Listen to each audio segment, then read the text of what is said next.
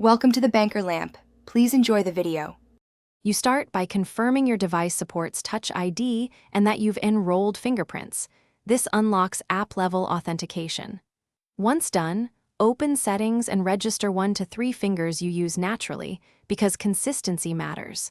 Make sure a passcode is active. Many apps require it as a fallback.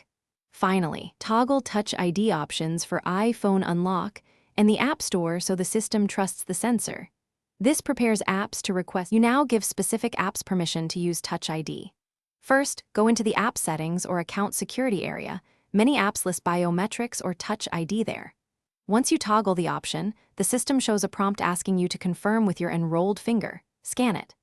After confirming, the app will store a secure token linked to the biometric.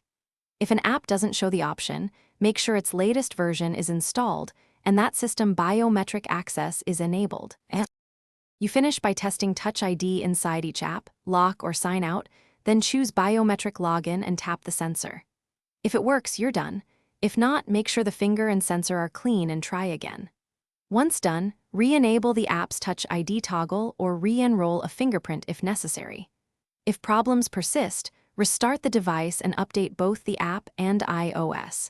Reset Touch ID only after other steps, because re-enrolling removes all previous biometric links. Thanks for watching. If this was helpful, leave a like and consider subscribing. See you next time.